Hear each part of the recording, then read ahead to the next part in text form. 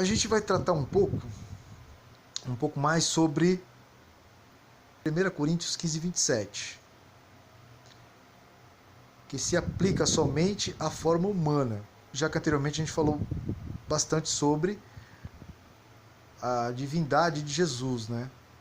A forma divina dele. Agora a gente vai tratar um pouco a humana, e é lógico, seguindo o critério, né? O critério do contexto. A gente vai falar justamente aqui de Coríntios, capítulo 15, né?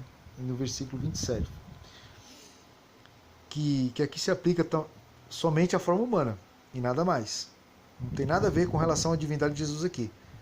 Que entenda aqui de que Jesus, ele também, em essência, é inferior ao Pai. A ideia de que o Pai é mais poderoso que o Filho é um erro. Isso aí é tanto dito que em Filipenses 3,21, que Deus, Filho, subordinou todas as coisas a si mesmo. Como Deus, Pai, é dito que também subordinou todas as coisas. Assim vemos a igualdade clara de Cristo em sua forma divina com o Pai, e a sua inferioridade, é claro, né, como servo, em sua forma humana ao Pai. Passando deste ponto, podemos entender então, em conjunto de 1 Coríntios 15, 27 e 28, com Éfeso 1, 2, 22, que a gente vai ler agora, na verdade, é Éfeso 1, 20 e 22, né, conectando em conjunto com 1 Coríntios 15, 27. Então vamos ler 27 e 28. Então vamos ler Éfeso 1, 20 e 22. Que operou em Cristo, ressuscitando dentre os mortos e fazendo sentar-se à sua direita nos céus, muito acima de todo principado e autoridade, e poder e domínio, e de todo nome que se nomeia, não só neste século, mas também no vindouro, e sujeitou todas as coisas debaixo dos seus pés, e para ser cabeça sobre todas as coisas o deu à igreja, que é o seu corpo, o complemento daquele que cumpre tudo em todas as coisas. O texto em Éfeso diz que Jesus foi exaltado em forma humana, pois o contexto que Paulo dá em ressurreição com exaltação dá a certeza que se diz na obra mediatória de Cristo como servo. Dessa maneira, vemos a ideia que Deus subordinou ao Filho toda a criação, porque através da ressurreição ele se reconciliou com céus e terra. Isso a gente tem como referência lá em Colossenses 1:20. A sua exaltação promove a base do julgamento final e a ressurreição dos santos. Isso a gente vê lá também como referência em João 5:19 e 25. Para entender 1 Coríntios 15, 28, vamos conectar tanto o versículo 22 de Éfeso, do capítulo 1, com 1 Coríntios 11, 3.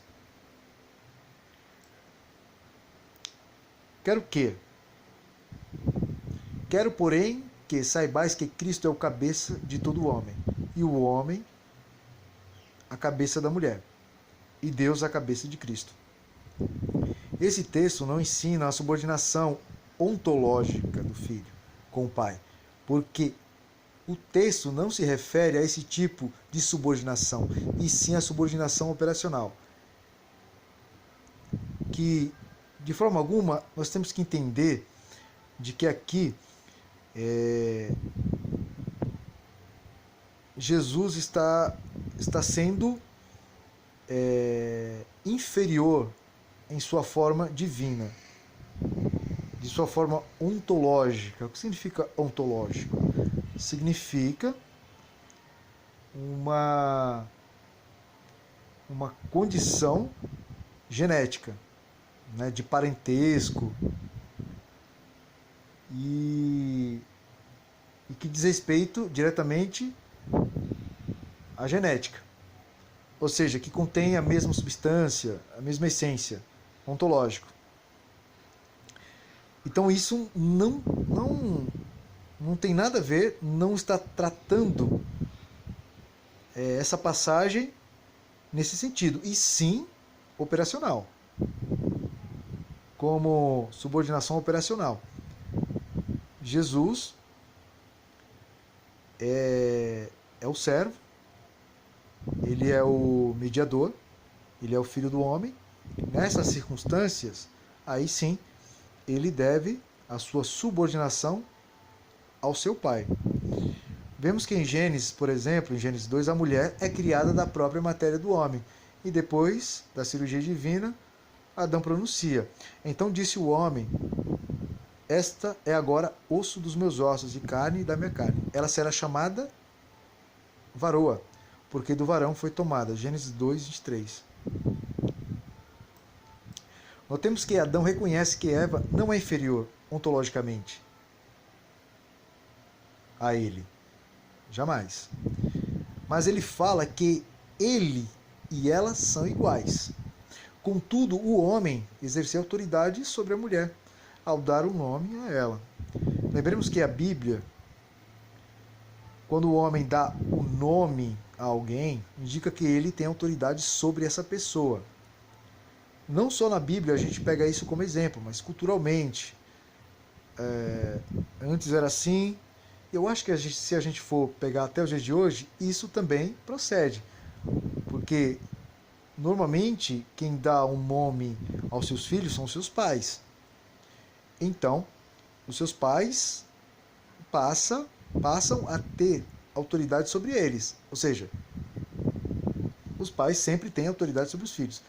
E por coincidência ou não, eu acho que não é coincidência, não é nenhuma mera coincidência, os pais exercem autoridade sobre eles. E com esse pano de fundo, podemos entender corretamente que 1 Coríntios 11, 3, o texto fala que assim como o homem é o cabeça da mulher, assim Deus é o cabeça de Cristo. Veja que a ideia subordinacionista é a mesma.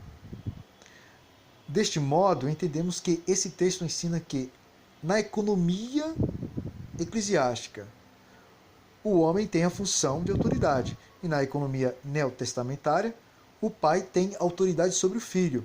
Mas essa subordinação em autoridade não indica nem resquícios de subordinação em essência. Não indica nada de que Jesus, como Deus, ele esteja subordinado, que Jesus, como um ser divino, ele esteja subordinado, mas ele sempre estará subordinado quando ele é apresentado como filho do homem, quando ele é apresentado como servo de Deus.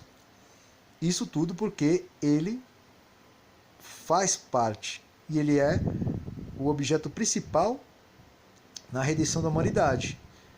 Que ele, como eu falei anteriormente, sempre falo que ele como cordeiro, que ele como aquele que intercede, aquele que é o mediador, ele é o subordinado, ele é subordinado. Ele está sujeito ao Pai. Tudo isso porque isso faz parte do processo da redenção da humanidade.